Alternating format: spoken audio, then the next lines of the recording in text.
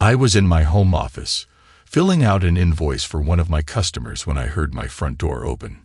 Generally, I call out to my wife, Christine, to say hello and let her know I am home.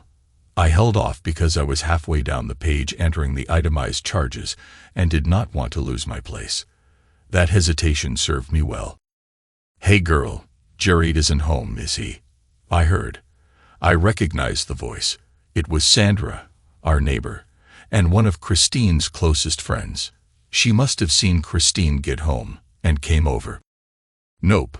His car isn't in the drive or the garage. He said he had some stuff to do today." "What's up?" my wife answered as she walked into the kitchen. I heard the fridge door open. I was only home without my car because it was in the shop. The dealership had given me a ride home since it was closer than my regular office. I often worked from home, so I could work as well here as at my office downtown. "Great. You up for some fun tonight?" Sandra asked. "Wanna get screwed?" Now that got my full attention. I forgot all about that invoice. I reached for my phone and began to record the conversation. Christine giggled. "I'd love to, but this is short notice. I'm not sure I can get away. Jerry said something about us going out to dinner. I thought I'd relax and have a glass or two of wine. Want some?" My home office was a converted room just off the kitchen. I clicked off the desk lamp and turned off the computer monitor. The door was slightly open, and I did not want either woman to realize I was listening. I heard the tinkle of glasses. They were too busy hitting glasses out for their wine to hear me. "Oh, come on, help a girl out." Tammy was supposed to be my wing girl tonight, what her mother called. She is sick with some kind of stomach bug, so Tammy had to go over there and help out, Sandra said. We had a double date lined up with Eric and Rich. Tammy was the third component of the trio. They started calling themselves the Three Amigos back in college. Sandra and Christine attended the same high school. Tammy joined them their freshman year of college. The three roomed together for much of their time in college. I had always suspected they shared more than an apartment. I met Christine while in college, and we began dating our senior year, so I knew both Tammy and Sandra well. Both women had the sex drive and morals of mixes. They'd sleep with a guy if they even sort of liked him. Sometimes on the first date. They had both offered me a shot a few times. I turned them down because I was with Christine. Christine was far more reserved, the cautious one of the group. Not a prude by any means, but not a wild woman either. At least, that had been my impression while we dated and during the 7 years of our marriage. She had admittedly been pretty active sexually before we met, but she had always been loyal to me after that. I never had a reason to doubt her during the time we had been together. Until now. Hearing this conversation, I realized my trust in my wife's fidelity had been sorely misplaced. Sandra was on her third marriage. Neither she nor her first two husbands could keep from straying. That was certainly true of her first husband. He'd sleep with any girl who would hold still long enough. Her second husband began an affair after he caught Sandra with a coworker. I thought that was justified since he had already filed for divorce. Of course, Sandra claimed it was cheating. In her twisted ideology, she could do what she wanted, but her husband should remain faithful. I liked her present husband. He worked for the same company I did. As a service rep, he had to travel out of town a couple of times a month. He was a hard worker and a friend. He met Sandra at a party when I invited him to my house. He and Sandra had been married for just shy of 2 years now. As soon as a house became available down the street, they bought it. Tammy never got married. She had been engaged a few times, but got cold feet each time. I suspected she wanted her freedom to mess around more than she wanted a husband. She'd joke about how variety was the spice of life. "You witch, you know how much I want to go with you." "But I love Jerry," Christine declared. "I don't want to screw up what I have with him." "So, just because you love him doesn't mean you don't deserve to have some fun," Sandra declared. "These guys are just stress relief. They certainly aren't keepers for anything long-term. Just toys." "I take it Bob is out of town?" Christine asked. Sandra said, "Yes, until tomorrow, so I wanted to go get a little tonight." "You mean get a lot?" Christine giggled. "Both those guys are hung like horses. I'll bet they pop Viagra each time they have a date." "Oh yeah, that was so funny," Sandra said, laughing. "You squealed like a pig when he did that. You bitched him out, saying you weren't going to let him screw you anymore. And a little later, there you were, begging for more. Admit it, you are as big a witch as me. So why do you need me tonight? You can handle both those guys. I know you've pulled trains before and never batted an eye," Christine asked. "You know those guys have a thing about screwing the same girl their buddy just screwed. Even when we all three screw them in the same room, they still refuse to switch partners. They are happy to watch us. We've all screwed each one of those guys, but never two guys the same night. Brian is gone tonight. If you don't go, I'll have to pick either Eric or Richard, and whoever is left out is gonna be pissed. I could screw, but I don't think they'd be happy with that." "Dan girl, I am excited now just from us talking," Christine giggled. "If you'll agree to go, I'll do everything," Sandra said. "I want to get laid tonight. I want to have some fun, and those guys will do it." "My problem is getting away," Christine said.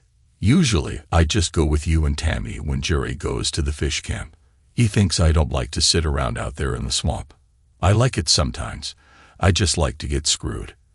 And I might have to give up these boy toys before too long. We are talking about having a baby. None of those guys look enough like Bob to risk letting them knock me up, and they refuse protection. Okay, how about this? You tell Jerry that Tammy just broke up with her latest boyfriend, which is true, by the way. She is feeling bad about it, so we need to go over and console her. Maybe drink wine and just have a girls' night.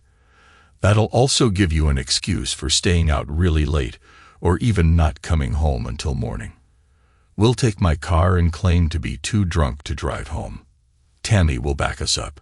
You pick out a hot little dress, get your heels, and take it to my house before Jerry gets home. Then you leave here dressed in regular casual clothes and change at my house. Jerry is sitting here, none the wiser, waiting for you.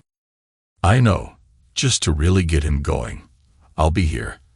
I'll thank him for being so considerate of our friend, and give him a big hug. Leave my husband be, you witch, Christine laughed. You are supposed to be a happily married woman now, remember? Plus, I don't want to share Jerry. Sandra giggled. You'll share everything with other men, but you don't want to share your man, huh? Nope, was the answer. I wouldn't want to share Bob either. I'm woman enough to give him everything he'd ever need, plus have some left over for my boys. Well, let's get your clothes and stuff together and get it over to my house before Jerry gets home. Otherwise, we are screwed. Or rather, we don't get screwed. I waited, sitting there in the darkness of my office, thinking about what I had just heard. My supposedly faithful wife had been cheating on me with at least these 3 guys and her 2 girlfriends. Who knows how many others preceded them? I waited until I heard them come back from the bedroom. Let me peek outside first to make sure Jerry is not pulling up, Sandra said. Okay, coast is clear. Let's haul. I heard the front door open and close. I headed out the back door and around the house. I watched as Christine and Sandra turned to the right toward her house, 2 houses down the street. As soon as they were out of sight, I turned left at a fast walk. Before I got to the next block, I was already dialing my brother. My guts were churning from the anger I felt. Yes, I had loved Christine with all my heart until about a half hour ago. We had even been talking about starting a family. What I heard soured my feelings, filling me with rage. I started imagining several scenarios, from following her and shooting the scumsucker she was cheating with to using one of those telescoping batons and breaking a few bones. Both scenarios would get me arrested. I pulled out my phone and called my brother. Oh, crap, dude, Jason declared when I explained the situation. I had no idea they were doing that stuff. Tammy is one hot girl. You know I hooked up with her a few times before I met Sue. Tammy is hot, but not marriage material. I kept wondering who else she might be seeing. Sandra was a wild card too. I figured she might be wild, but not someone for any kind of relationship. So, what are you gonna do?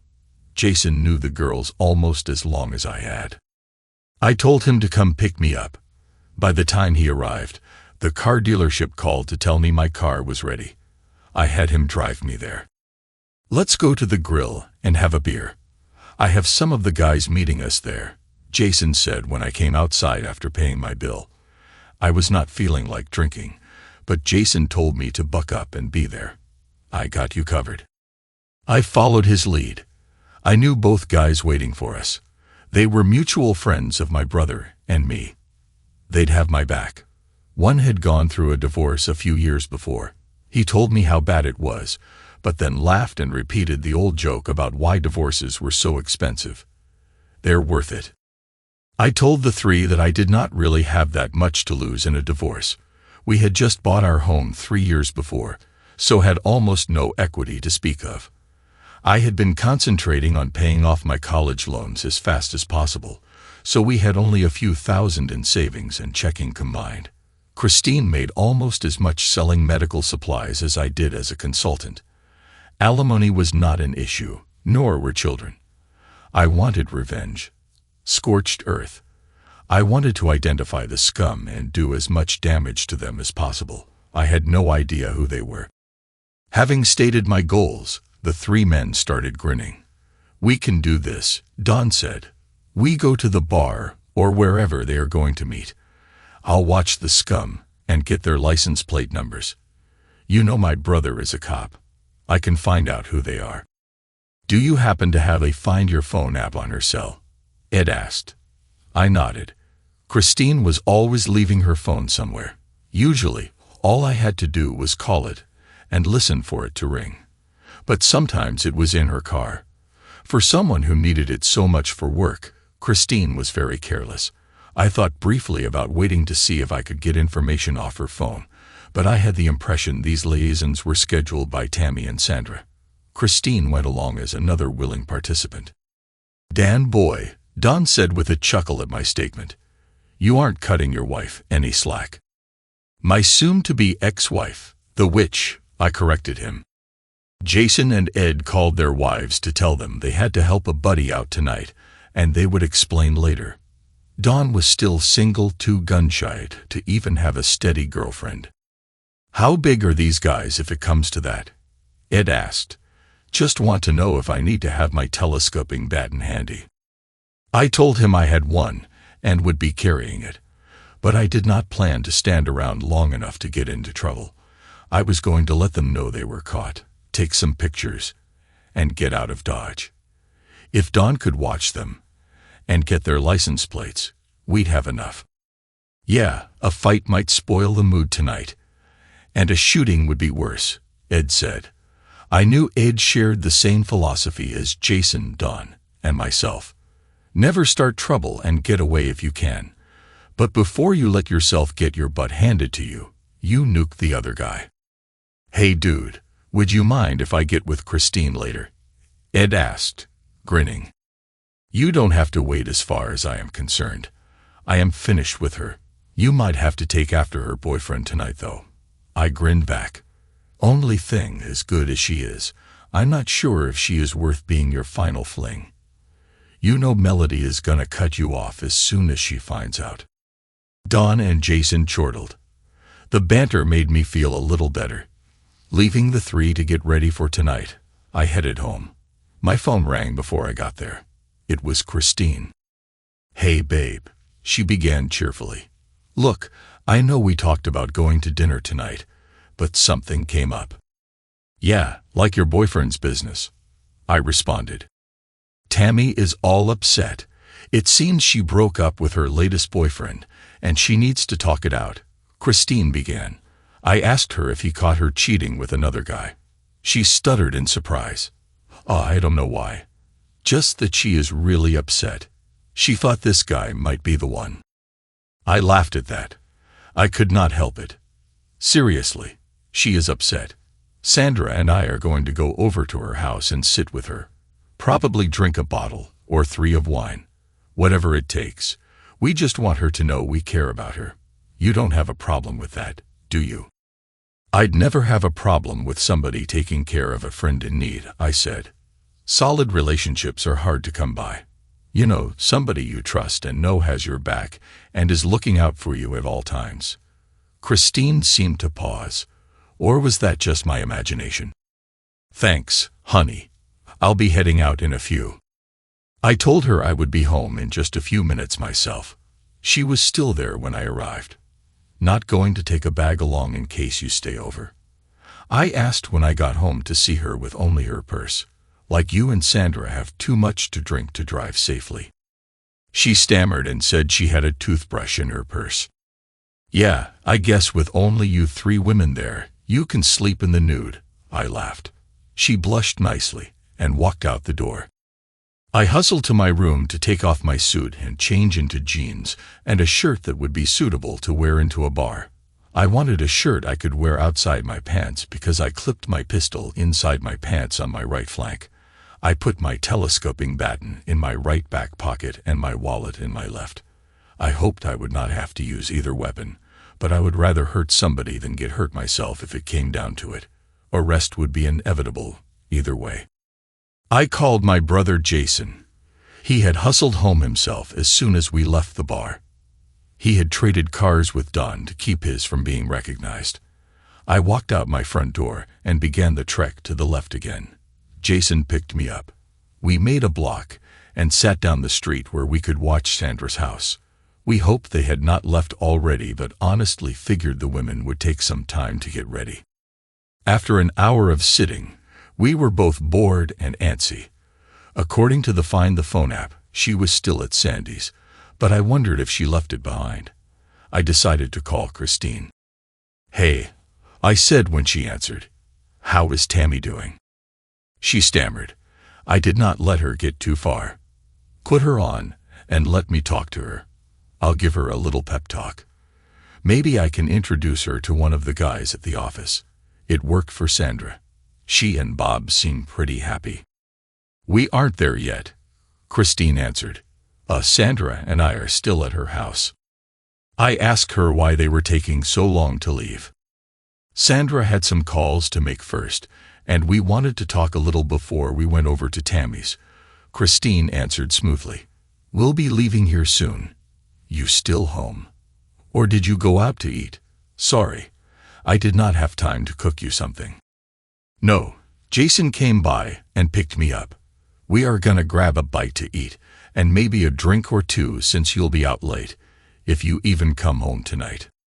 She sounded relieved and told us to drive safely. I suspected she was afraid I would walk over to Sandra's house. It would be very hard for them to explain why they were half-dressed, or all dolled up with makeup, perfume, or dressed in sexy lingerie.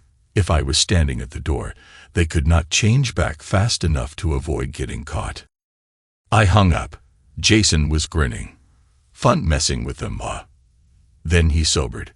Of course, it is too bad it came down to this. I nodded but told him at least now I knew, so I could cut my losses and get on with my life.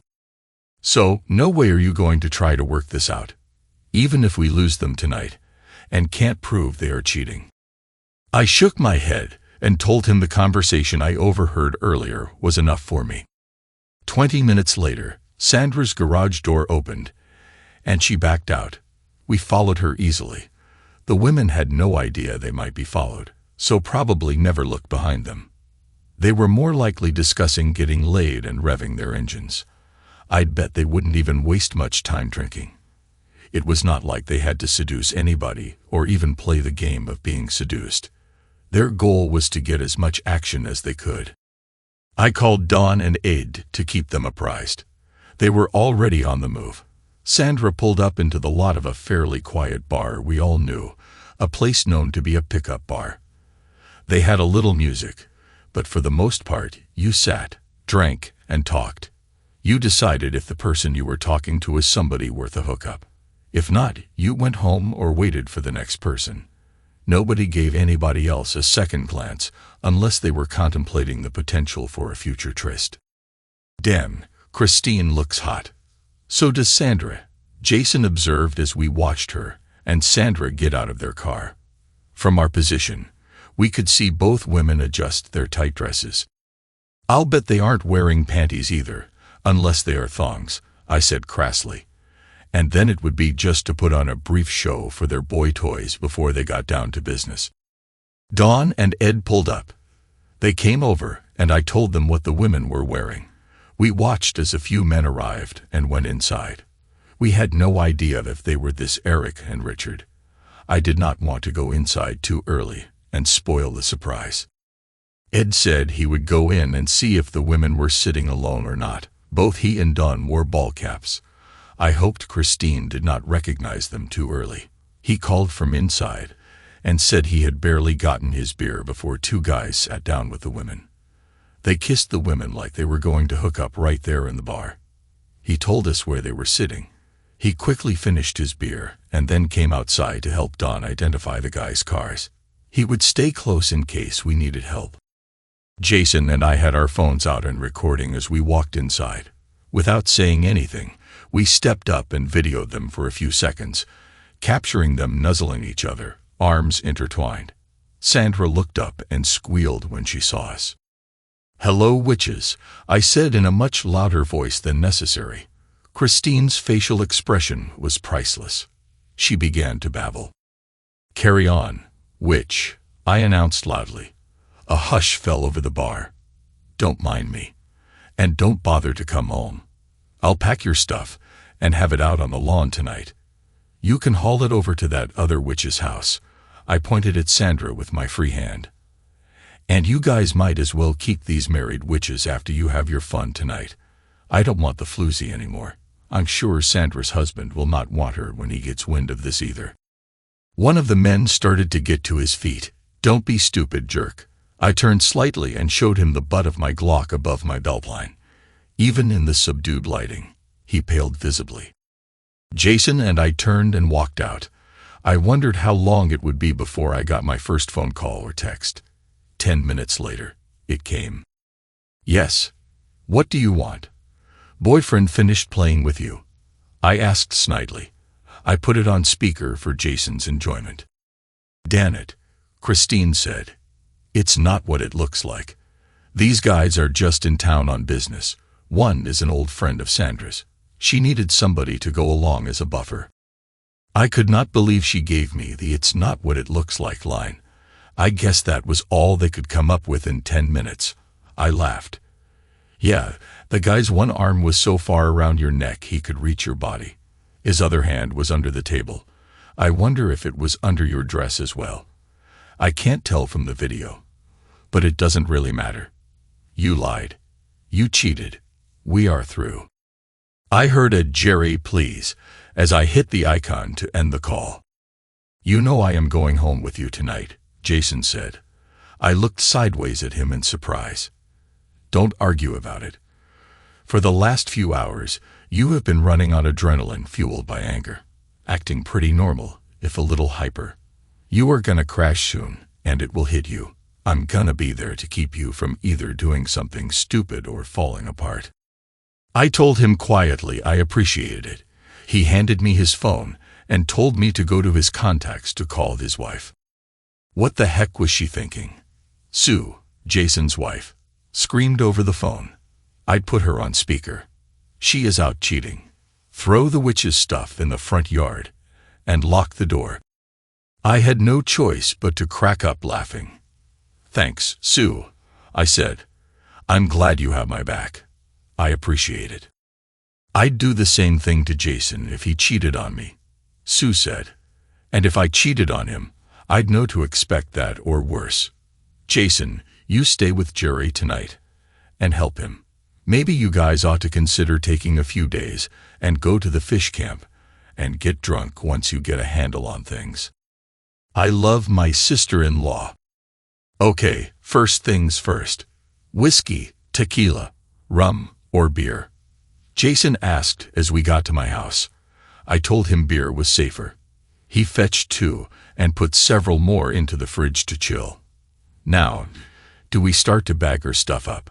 he asked with a grin. I knew it would not matter in the long run. I probably could not keep her out. I did not care about the house anyway. But it would make a statement, and I planned to make that statement as public as possible. We got a box of trash bags and began to stuff all her possessions inside, starting with her clothes. We began to pile them up in the front yard, close to the front of the house. That was to make sure I was not accused of giving her stuff away. Where we lived, if you put stuff on the curb, it was considered up for grabs. Often, you would find an appliance, an old television, or whatever on the curb between trash pickup days. Couches and chairs were put there when people upgraded. It was commonly accepted this stuff was being given away. Anybody who wanted it could have it. It saved a trip to the dump and gave somebody in need an opportunity. I put Christine's stuff next to the house. I had told her it was going to be outside, so I hoped I would be covered. An hour later, all Christine's clothes and personal items were on the lawn. I made sure to change the combination on my gun safe and secured all the documentation I wanted to protect. I went to my home office to make sure nothing in there could not be replaced.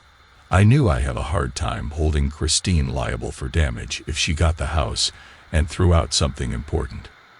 She pulled up with Sandra. "Are you seriously going to throw my stuff out of the house?" she screamed.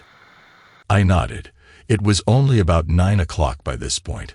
We had started our adventure early. I reached inside the door and grabbed the air horn I had from my fishing and boating gear. I began to blast it. After several loud honks, neighbors appeared out of the nearby homes. They could tell something out of the ordinary was going on. A few held cell phones in case things got really interesting, but everybody stood watching. I stepped into the open, almost to the street. My wife, Christine, and her friend Sandra have been going out and hooking up with guys, having wild, uninhibited sex. I announced in a loud, clear voice. I heard Christine begin to cry and beg behind me. I caught them both tonight in a bar with their boyfriends. If anybody wants proof, I will be happy to show them the video. I want the witch out of my house. She can go stay with her witch friend. I will move out in the next few days, and she can come back. We are finished. I waved cordially. "How could you do that?" Christine asked, incredulous I had the audacity to make such a public announcement. Sandra was well aware of the ramifications for herself. She knew if I had not done so already, I would soon call her husband. She sat on the lawn and bawled. She had only been married to Bob for a couple of years, but they had a prenup. Knowing her history, I had taken him aside and warned him to protect himself. Trust but verify, I had said. He accepted my advice. "You son of a witch, you have no proof of us doing anything," Sandra said, trying to bluster. So we sat in a bar with a couple of friends. Big deal. I pointed to the bags and told them they better be moved, or they might go missing. I honestly expected the police to show up soon. Sure enough, a squad car arrived. While all this was going on, Jason was in my office making sure our phone's contents, both his and mine, were uploaded to the cloud. I was busy explaining to the police how I caught my wife cheating. The question was who would leave the house tonight. One officer said, "It is usually the man." I told him I would be happy to, but my wife's stuff was already packed. He grinned, knowing I was playing to his body camera. Now, I am not sure my wife will not trash or destroy my possessions. I have a home office where I have sensitive data for my job. So if you want me to leave instead of her, I want to be able to secure my things. A police sergeant was called. I repeated my position, barely keeping a straight face. He turned to Christine. "Do you have a place to go tonight, Mom, and to secure your stuff overnight?" She tearfully nodded. I thought the cops were going to laugh when I offered to help Christine haul her things, now in the trash bags, down the street to Sandra's house. Half the neighborhood was now out watching the show. A few pitched in to help, hoping to hear the whole story. "Please, can we talk?" Kristen asked me pitifully. I told her maybe in a day or two. Then I maliciously added in a loud voice, "But not until I figure out all your boyfriend's gunk has drained out. I don't want to smell it on you. You had an hour after I left you at the bar before you came home. Plenty of time for you to get yourself laid." The insult stung her so bad, she walked away crying. I saw a couple of neighbors laughing. Every word I said would be repeated and likely enhanced as it made the rounds. With all the activity at my house, Eric and Richard thought they got away clean. They had not. Ed and Dawn watched them as they followed Jason and me outside and watched us drive away. Turning to Christine and Sandra, they gave the women a goodbye kiss, but no fondle, as other bar patrons were likely watching. Both men moved to their own cars and watched Christine and Sandra get into Sandra's car. The delay made sure Ed and Dawn had ample time to get not only license plate numbers, but make and model of the vehicles. They even took video as the men kissed the women goodbye, then followed the men to houses, presumably theirs. Ed and Dawn called Jason to see how we were doing. He told them to come to the house. We sat and laughed about what we had discovered. Ed was watching me closely. Finally, I looked at him and said, "What?" "Dude, you are gonna go off your nut. I'm gonna stick around to make sure you don't kill somebody," he offered. I was with Dawn when he went through it. My brother Jason said. He said the same thing. "What the heck are you talking about?" I asked, starting to get seriously upset. "Dude, I was there right where you are now. Just like Ed said," Dawn said quietly. "I went through a few days of crying in my beer, thinking about what I had lost and feeling sorry for myself, before I realized just how angry I was. I wasn't sure if I was more angry at myself for being stupid or my wife and her lover for cheating. It was them for sure. I barely curbed the impulse to kill the son of a witch and my cheating wife he was hooking up with." Dawn laughed at the memory. "It took a few days, but I started feeling bad about not paying attention and seeing the signs for so long. I felt like an idiot." "So, what did you do?" I asked. I suspected there was much more to the story than they had admitted. "Nothing. Just divorced the witch," Dawn said with a half grin. "Well, and let the guy's wife know." Ed began to snicker. I looked at him. I knew now there was far more to the story. "That is our official story," Ed said. Dawn lied, and I swore to it. "Sorry, Dawn, but Jerry needs to hear this." Dawn smiled and told him to go ahead. We started a little campaign against the jerks on the side. The guy knew Crystal was married, of course. "Sorry, Dawn. We try not to use her name. Her anointed name is Cheating Wife, and that is how we refer to her," Ed offered his explanation. Within a day, the guy got his butt handed to him. He never saw who did it. He didn't need a lot of medical care, just a pile of ice to stop the swelling in his scrotum. Anyway, even after his wife found out he was cheating on her and divorced him, taking him to the cleaners, the guy kept having all kinds of trouble. His garden shed where he kept his yard equipment caught on fire. His tires seemed to get a lot of flats. He could not even go to a bar without somebody sucker punching him, and once he went down, he caught a couple of kicks to the groin. He had some really bad luck. His boss knew he was a cheater and didn't fire him but told him he was on probation. When he tried to change jobs, that story followed him. I mean, just bad luck, you know. "So what happened to him?" I asked. "Oh, he moved to Georgia. Tried to get a clean slate," Dawn said. "Funny, after a month or so, his new boss found out why he left Louisiana. Seems they don't like guys messing around with coworkers there any more than we do here. He's had a rough couple of years." "You really messed with him that much?" I asked. Neither man had ever told me this. Seems like a lot of effort once you got rid of him. "Hey, everybody needs a hobby," Dawn laughed. "I mean, I still fish and hunt. But I'm not married, so I have a lot of free time at night. The hours just beg for me to do something. Unless there is a good movie on, of course. Of course, Ed offered. Tell him about the witch. Oh yeah, she seems to have a hard time getting a steady boyfriend. I mean more than 2 dates, Dawn said. Guys might love a wild woman in their bedroom, but few like to hear their mothers rant at them after getting video of their new girlfriend and potential daughter-in-law doing a couple of guys, knowing she was married at the time, and the guy was not her husband. And her coworkers all have copies of her escapades, Dawn laughed. Especially the wives of her male colleagues. They are understandably concerned. I started laughing.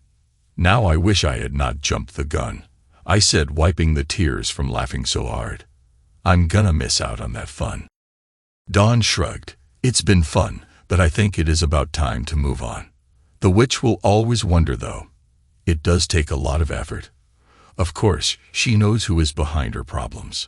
A few months ago, she asked me what she could do to get me to back off. I was very careful not to tip my hand or let her set me up. She would sue the heck out of me. That's why I never fessed up to you guys. Only Ed knew. We laughed. I began to wonder what I could do. Let's think about it before we act, Ed offered. You did jump quick.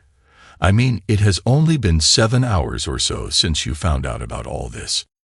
The others agreed. Jason reported what his wife, Sue, said about taking some time and going to our fish camp and drinking. The camp was technically our father's, but Jason and I used it whenever we wanted. Oh, heck yeah, Ed declared. I know my wife will go along with that, especially if I bring back a pile of fish.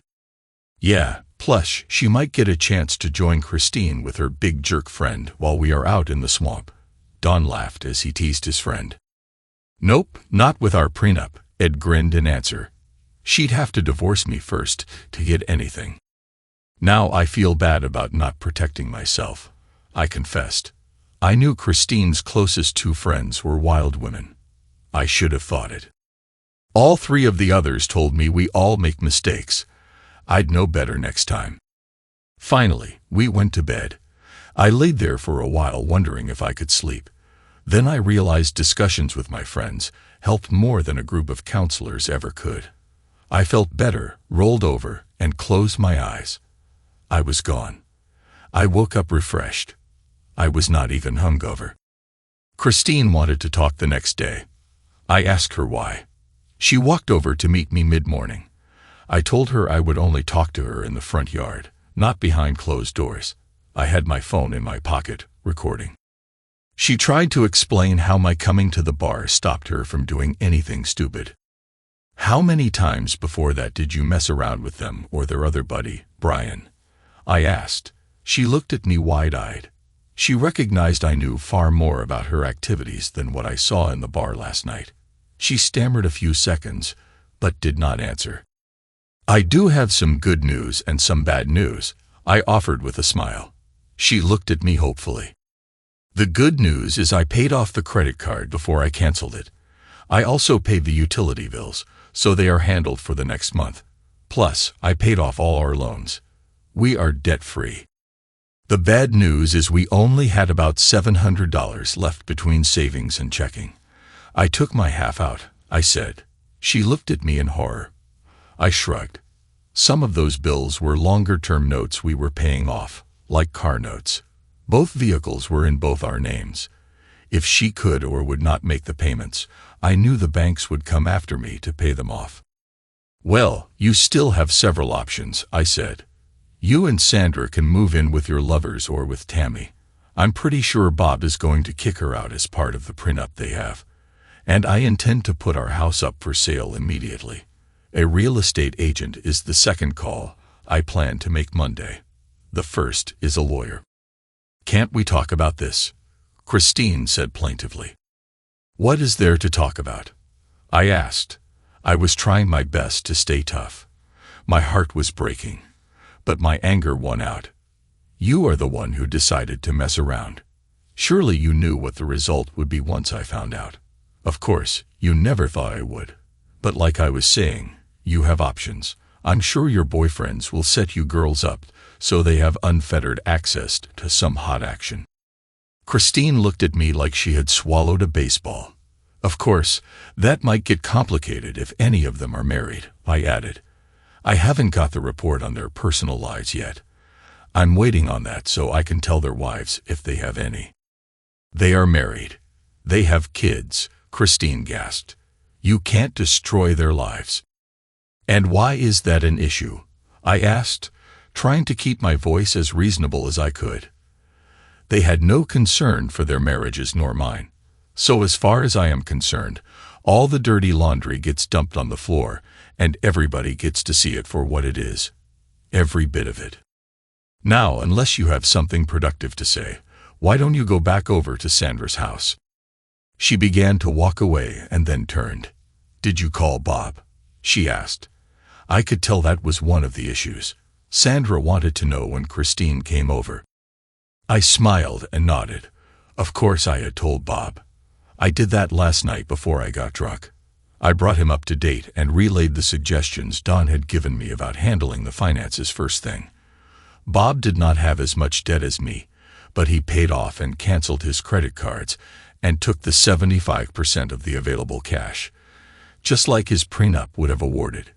He knew as well as I did that Sandra would not be able to pay back money once she took it from the account. Her pissant part-time job would barely sustain her wine drinking and occasional lunch out. Bob called me back this morning to see what I had accomplished and to tell me he would be back in town late morning. I was busy with the money transfers and was half drunk when we talked last night. His anger and hurt were palpable. He had really loved Sandra. He had privately told me last year he felt guilty asking for the prenup, but got it anyway when I had insisted. Last night he reminded me of that conversation and told me how now he was glad he listened to me. I told him to get home safely and we would work this together. I watched Christine walk towards Sandra's house. She looked dejected. Her shoulders slumped as she shuffled along. Of course, these women could come out on top and recoup their lives. They were beauties. All they had to do was to turn professional instead of being amateur witches. Online adult movies were a big option if not going full call girl. They could make a decent, if not very nice living. I wished I had said that to Christine a few minutes ago. I'll have to remember to use the line later. I stuck my middle finger up at the retreating figure, one parting shot. I contemplated what Don had said last night, how everybody needs a hobby, and his was to mess with his ex and her boyfriend. I did not have the information to do anything to any of those three guys yet, but I knew where Christine was vulnerable. Was it cruel, sadistic, even unwarranted? Yes to all of the above. But I did it anyway. I pulled out my cell phone. "Hey, Mrs. Sullivan," I greeted the woman who answered. "Since when have you called me Mrs. Sullivan?" she asked. "Not since you first started going out with Christine. I've always been Mom." "Well, that is the problem," I said. "I love you. You have always been there for me, but things have changed. I wanted you to know Christine and I are getting divorced." To say the almost 50-year-old woman was shocked would be an understatement. "What?" she exclaimed. "A week ago, you guys told me you had decided on having a baby." "Well, that was before I found out Christine has been cheating on me," I said. "She and her friends, Sandra and Tammy, have been seeing three guys whenever they can. From what I hear, it is a sex fest. Christine goes whenever I am at my fish camp. She begs off going there with me and entertains one of these guys instead." Mrs. Sullivan asked if I was sure. "I have an audio recording of it, and last night, I followed her to a bar. Her behavior in the bar sure didn't pass the husband test.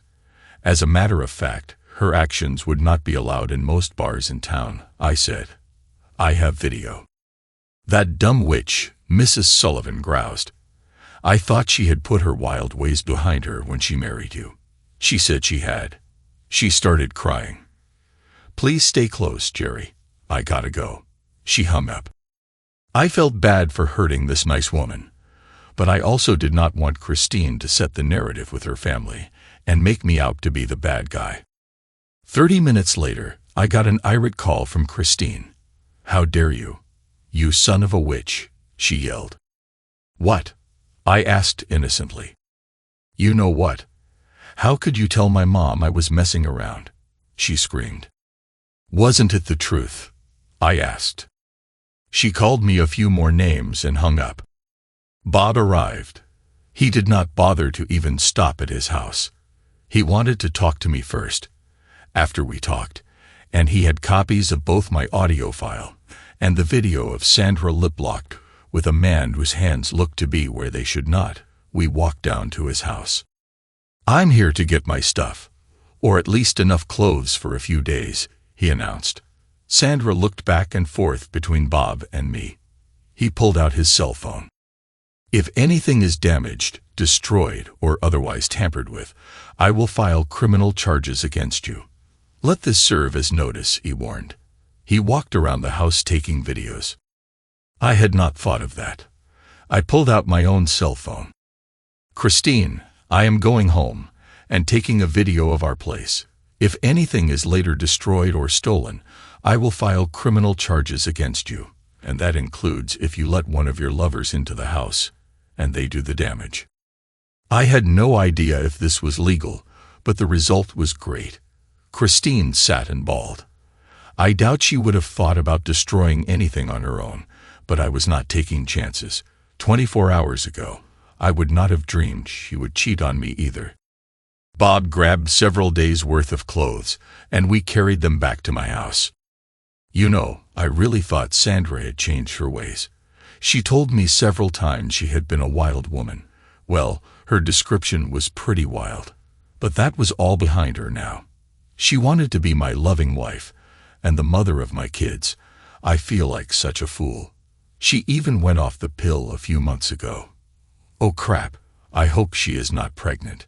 I'd get a DNA test, of course, but even if I was the father, I'd still be stuck with child support. I told him not to worry about it until it happened. Don, Ed, and Jason came over with a couple of cases of beer. "So everything is cured with beer, huh?" I quipped. "Nope, it just makes it a little more tolerable," Don replied. I told them what I did to Christine. Don laughed and congratulated me. Bob had done something similar to me, covering his butt. His debt was less but now eliminated, and he had transferred his portion to another account. Jason laughed, saying he could take a long trip and spend weeks in Cabo with all the money now sitting in his checking account. Bob and I needed an account to put our money. I didn't have much, but he did. We could not set up an account last night, so we transferred our funds to Jason's. My brother ran the license plate numbers. He can't say anything officially, of course. But I have names and addresses, Don reported. I told him Christine said the guys were married and had kids. Well, before I have too much to drink, I want to see what I can find out about the wives, I said. Bob, I'm in the mood for a little scorched earth retribution. How about you? He grinned back and pulled his laptop out. Finding Eric and Richard was easier than I imagined. Both had Facebook profiles, complete with pictures of their wives and children. Their wives were in their contact lists. Getting a cell phone number for each woman was simple. Each man had a few contacts named Brian, and a couple were common. We did not want to notify the wife of an innocent man. I phoned and introduced myself to Richard's wife. I quickly came to the point. I explained the whole situation. To say the woman was angry would be an understatement. He had cheated before. She felt comfortable letting him go out with his two friends because she felt that would keep him from straying, at least at those times. Let me guess, Brian is one of the friends, but he was not available last night. Do you know his wife? She did. I asked her if she would like to meet, and I would give her a copy of the audio file I had, as well as the video I took last night. She definitely wanted to meet as quickly as possible. I offered to call Eric's wife, and she told me she would do that, as well as Brian's, and would call me back to arrange a meeting.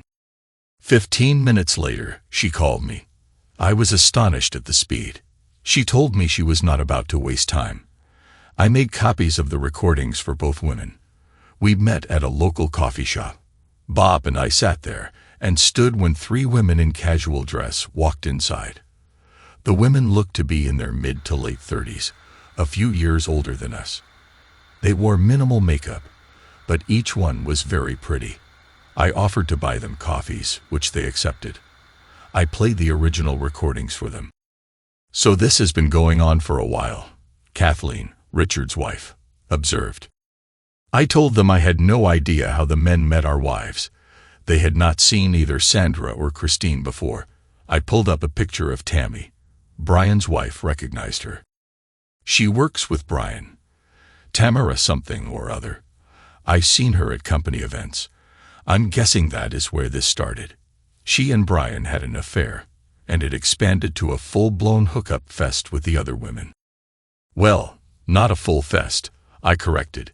"It seems the guys refuse to share a partner for the night, but they swap around otherwise. And from what I heard, it was all very uninhibited. Any action is acceptable." Eric's wife said, "Yeah, hearing that part about Eric going for your wife's body does not surprise me. I hope you aren't offended, but it sounds like your wife is as wild as they come from the way they described it." I assured her I was as surprised to hear that part of the conversation as she was.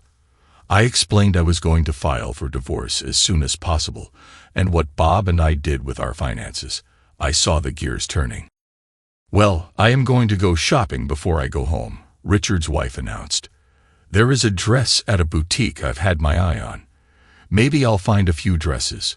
A woman I know bought some stuff and took them back for the cash later. Maybe I'll get all dolled up and ask Richard if I look as good as Christine and Sandra did last night when he walks in the door. Just before I tell him to get out, he'll know something is up when Eric gets home to find his stuff on the lawn this afternoon anyway. I'm sure Eric will call him as soon as he drives up, before even coming inside," Eric's wife stated. I told her I had bagged Christine's clothes. I might bag some just to help get it outside, but then I am dumping it all out. His suits are just getting tossed. I do like your idea of an air horn to alert the neighbors. You say you can buy them in the fishing section of any store. I nodded. Bob and I were openly laughing. "We better get started. They are golfing this afternoon and will be home about 6. I wonder how many of those golfing trips were spent with those women playing with their friends instead." Another round of laughter. I wondered how long the rage would last before the bawling began. These women were tough, but I remembered what Dawn had said. I said as much. "We've discussed this amongst ourselves before. After I caught Richard the first time, we even insisted on us all getting post-nup agreements. Not too one-sided, but containing serious penalties," Kathleen stated. "We sort of had a hypothetical plan to support one another and how we'd crucify our husbands for helping or covering if one of the other guys had an affair. Now we know they are all involved. Our kids are all in their teens. They are going to know tonight. They are old enough." The other women nodded. We said our goodbyes after exchanging phone numbers. It seems like those 3 scumbags thought sharing the same 3 wild women would be easy to hide. I never heard where they met. I'm guessing at Tammy's place mostly. They thought they had it under control. Bob offered. "Thank God your car needed to get some work done, and you didn't sit around waiting." Back at my house, we spent the rest of the afternoon drinking beer. We had to have food delivered for supper as none of us were safe to drive. Sandra called Bob. He put it on speaker. "Why did you have to involve Tammy and Brian? They weren't even there last night," she wailed. "All 3 of their wives are threatening divorce, and Brian's wife says she is going to report it to Brian's boss. Tammy called us all upset because she might get fired at the same time." I could not help it. I started chuckling. "Let me ask you something," Bob said. "We were betting you guys met most often at Tammy's house for your little sex fests. Motel rooms had to get pretty expensive and pretty limited in space." Sandra sputtered but did not confirm or deny. "Well, Tammy is in it up to her eyeballs anyway. Too bad. She deserves what she gets." The actions the following week went as we expected. Bob and I hired the same attorney. We used the one who had drafted his prenup. Christine and Sandra were served at work midweek. Both houses were put up for sale. We listed the houses with the same agent as well. We explained the circumstances and said while we knew we did not have much equity, we were going to negotiate the sales, so we did not have much in the way of out-of-pocket expenses. I've always heard any endeavor is 90% preparation and 10% execution. A divorce is the same. Once we set things into motion, our part was pretty much finished. The lawyers would handle it from here. I found a small apartment. Separating the actual furniture and other community property was easy. Most of the stuff went into separate storage units, and we hired an estate sales company to sell the rest for cash. The one place I almost screwed up was in the courtroom. I began to make a comment about how the girls could make a good living going professional, if not actively prostituting, then as online personalities. The kick my lawyer gave me under the table raised a knot on my shin.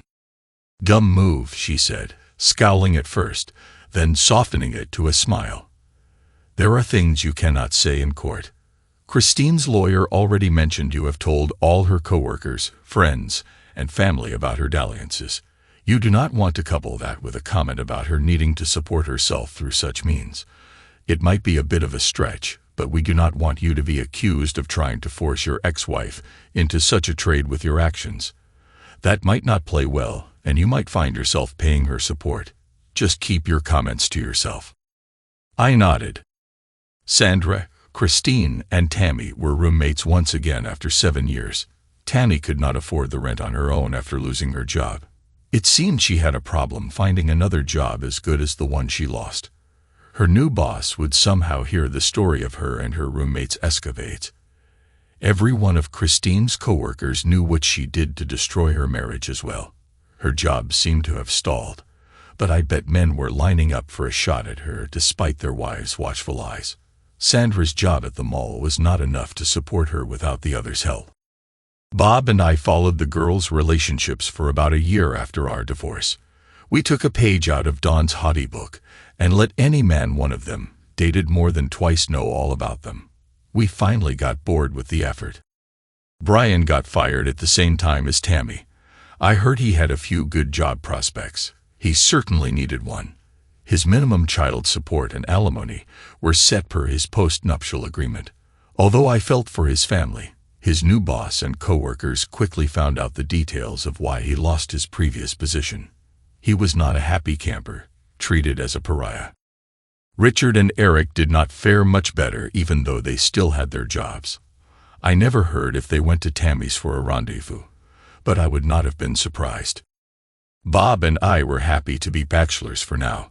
I was only 29 and not in a hurry to get remarried. I did have a few prospects.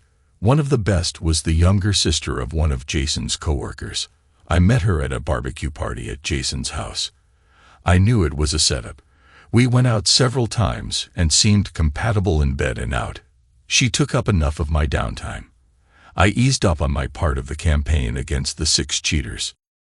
We both agreed, hypothetically, to a prenup if we ever got serious enough to consider marriage.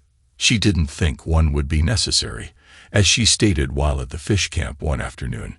If my husband ever cheated on me, I'd feed his butt to the gators after making him regret it. Feisty little Cajun girl. Thanks to everyone who took the time to listen to today's stories. If you enjoyed it, please consider liking and subscribing if you haven't already. Feel free to share your thoughts on the events in the comments below. Take care.